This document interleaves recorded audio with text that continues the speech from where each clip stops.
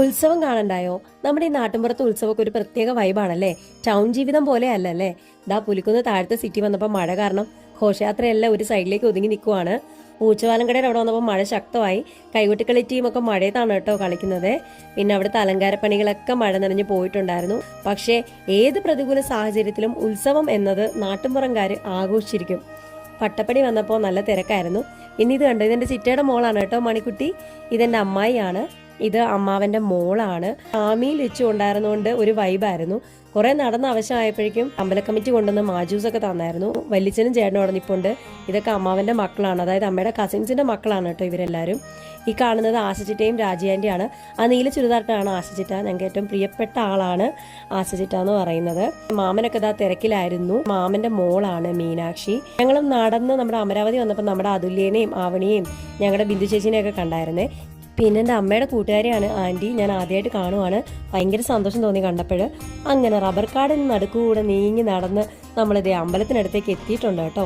റോഡെല്ലാം ചള്ളയായിരുന്നു. ഞങ്ങൾ ശരിക്കും നനഞ്ഞു. പക്ഷേ ഈ നനഞ്ഞുകൊണ്ട് ഈ ഉത്സവമൊക്കെ വൈബ് ചെയ്യാൻ ഒരു പ്രത്യേക സുഖമാണ് കേട്ടോ. വെടിക്കെട്ടൊക്കെ ചെറിയ രീതിയിലായിരുന്നു, എന്നാലും നല്ല വൈബ് തന്നെ ആയിരുന്നു കേട്ടോ. അങ്ങനെ നടന്ന് നമ്മുടെ റബ്ബർ കാടിന് നടുക്കുള്ള വെള്ളനാടി ദേവീക്ഷേത്രത്തിൽ എത്തിയപ്പോഴേക്കും ഞാൻ ഞെട്ടിപ്പോയി. മഴയാണെങ്കിൽ തന്നെ ഇത്രയും പേര് ഇവിടെ വരുമെന്ന് പ്രതീക്ഷയില്ല. എനിക്ക് ശരിക്കും പറഞ്ഞാൽ സന്തോഷം തോന്നി കേട്ടോ. അമ്പലമുറ്റത്താണെങ്കിലും അമ്പലപ്പറമ്പിലാണെങ്കിലും ശരി, മൈതാനത്താണെങ്കിലും ശരി, എല്ലാവരും വന്നിട്ടുണ്ട്. ചെണ്ടമേളവും മേളക്കാരും എല്ലാം ഉണ്ടായിരുന്നു. പിന്നെ എൻ്റെ വീഡിയോ കാണുന്ന ഒരുപാട് പേരെ കണ്ടു. കുഞ്ഞു കുറെ കൂട്ടുകാരെ കിട്ടി, ചേച്ചിമാരെ കണ്ടു. പിന്നെ കാവടിയൊക്കെ നല്ല ബ്യൂട്ടിഫുൾ ആയിരുന്നു കേട്ടോ. എന്തോ പറയാ, പറഞ്ഞാൽ തീരാത്തത്ര ബ്യൂട്ടിഫുൾ ആയിരുന്നു. എടുത്തു പറയേണ്ട ഒന്നാണ് മൈതാനത്ത് നടന്ന നമ്മുടെ പിള്ളേരുടെ ഈ നാസിക് ഡോല്. കേൾപ്പിക്കാവേ.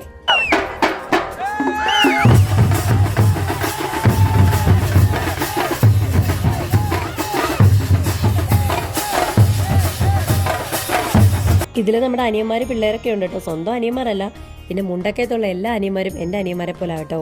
അതുകൊണ്ടാണ് ഞാൻ ആ ഒരു അവകാശത്തിൽ പറഞ്ഞതേ. പിന്നെ ഇത് കണ്ടോ, ഞങ്ങൾ ഫുഡ് കഴിക്കാനായിട്ട് വന്നു. എല്ലാവരും മനസ്സ് നിറയെ വയറ് നിറയെ വിളമ്പി തന്നു. പിന്നെ അമ്പലപ്പറമ്പിൽ ചില എന്താ പറയുക ഒറ്റപ്പെട്ട കാഴ്ചകളും ഞാൻ ഇതുപോലെ കവർ ചെയ്തെടുത്തിട്ടുണ്ട് കേട്ടോ. പിന്നെ അമ്പലത്തിന് പുറത്തായിട്ട് ഒരു കുരുതിക്കളം ഒരുക്കുന്നുണ്ടായിരുന്നു. അതിന്റെ വീഡിയോ ഒക്കെ ഞാൻ എടുത്തു. നല്ല ഭംഗിയുണ്ടായിരുന്നു. അത് കഴിഞ്ഞ് വീണ്ടും മൈതാനത്ത് വന്നു. നക്ഷത്ര എന്ന് പറയുന്ന ഒരു ടീമിന്റെ ഗാനമേള ഉണ്ടായിരുന്നു. പാട്ടിനൊപ്പം നമ്മുടെ അനിയന്മാരും അനിയത്തിമാരും ചേട്ടന്മാരും ചേച്ചിമാരും ഒക്കെ തകർത്താടുന്നുണ്ടായിരുന്നു. അത് കഴിഞ്ഞ് എൻ്റെ വീഡിയോ കാണുന്ന കുറച്ച് കൊച്ചു കൂട്ടുകാരെയൊക്കെ കിട്ടി കേട്ടോ. അവരുടെ വീഡിയോ ഒക്കെ എടുത്തു. ചേച്ചിയുടെ വീഡിയോ ഞാൻ കാണുവേന്നും പറഞ്ഞ് ഓടി വന്ന് അവകാശത്തിൽ എൻ്റെ കൈക്ക് കയറി പിടിച്ചതേ ഈ കുട്ടൻ. പാവം കേട്ടോ. അവൻ്റെ അച്ഛനെ അമ്മയെ പരിചയപ്പെട്ടായിരുന്നേ. ഇത് കണ്ടോ, ഒരു ഫാമിലി മാറി നിന്ന് എൻജോയ് ചെയ്യുന്നത്. ഞങ്ങളുടെ വീഡിയോ എടുക്കാൻ പറഞ്ഞപ്പോൾ ചേട്ടൻ്റെ വീഡിയോ ഞാൻ എടുത്തു. ഇന്ദുഷാ കീ ചെയ്യുന്നൊക്കെ വിളിക്കുന്നുണ്ടായിരുന്നു. അതുകൊണ്ട് ഞാൻ നൈസായിട്ട് സ്കൂട്ടായി. എനിക്ക് ചിരി വന്നു. എല്ലാം കഴിഞ്ഞ് നമ്മുടെ മെമ്പർ സുലോചന ചേച്ചിയും മോളും ചേട്ടനും കൂടെ ആണ് കേട്ടോ വീട്ടിൽ കൊണ്ട് വിട്ടതേ.